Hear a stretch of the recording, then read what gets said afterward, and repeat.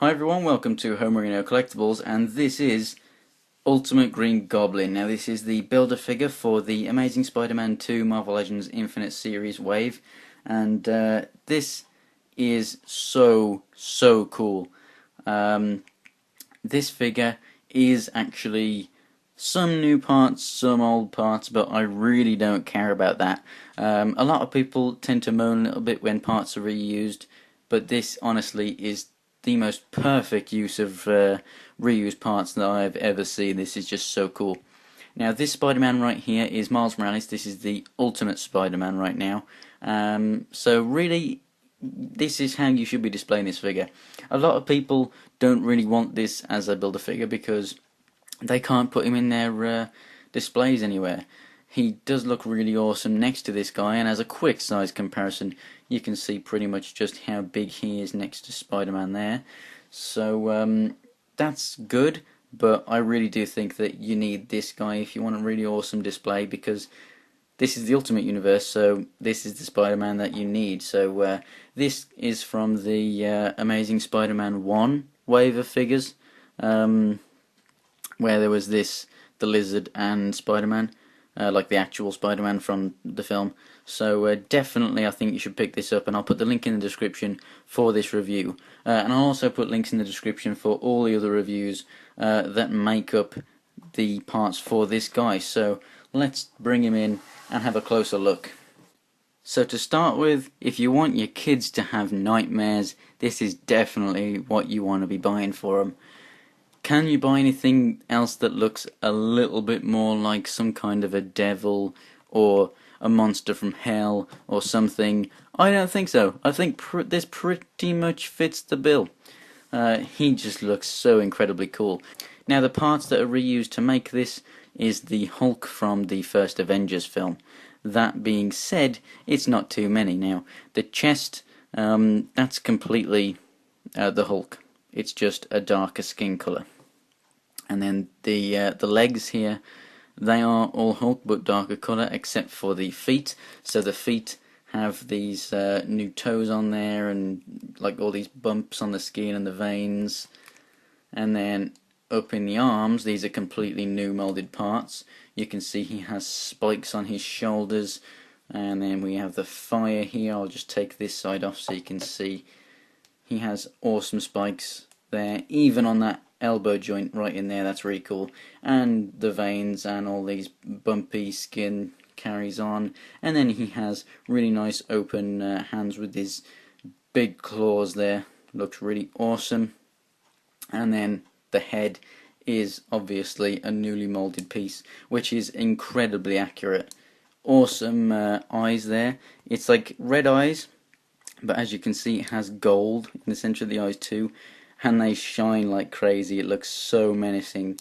Awesome teeth, so you've got this kind of bone colour and it's got gums painted around it as well. Awesome spikes and stuff on the head. Wicked cool he is. And then as you can see on the Hulk mould, you got all these really nice little lines and stuff. I think it is a really good use of that mould, I really do. A lot of people that already have this Hulk are pissed off, I guess you could say, because they really wanted something different, you know. And that's completely fair enough. If you're a collector, you're used to having loads of different people all using the same mould. Look at the Bucky Cat mould now. Not many people are complaining about that being overused because what they do with it is so awesome. Now, this comes with these flame pieces, which are really awesome. So they start off quite light down here with yellow at the bottom and work up to a nice deep dark orange at the top. And they capture light incredibly well and just slot on. You just pry it open a little bit and slot it on, and they sort of just rest in place. They're not loose, they're not just going to fall off. The back piece, however, just literally sits there. But I mean, look at all that fire, and it does actually look very comic book accurate, you know, to fire that you would read in a book basically. Read fire? You don't read fire, you look at fire. If you're trying to read fire, there's something wrong with you.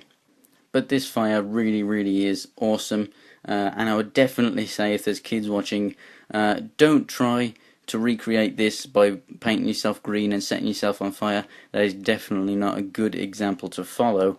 But yeah, that basically just slots there right on the back. It would be nice if it pegged in and was a little more secure, but I find that that would obviously just ruin the look of it if you just wanted his back like that. But it sits on well enough. You're not going to have him hanging upside down for that to fall off anyway. So on to articulation here. The head doesn't move up too far, but it can move down, and then you get your obvious left and right movement and slight side to side. Your shoulders are very good though. You got up and down movement.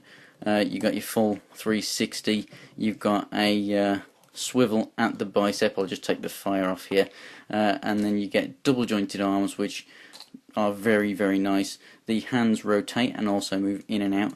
Not too much, but just enough to get some really good poses with him. I'll just put the fire back on real quick. He has a diaphragm joint, which moves left, right, not up because of these massive back muscles, but down very well. And he also has some side-to-side rocking action there. So as for the legs, they're on these Y joints, which I'm not a massive fan of in smaller figures, but as a builder figure it will keep him nice and stable. But basically you can go forward, back, left and right. You can also swivel at the joint.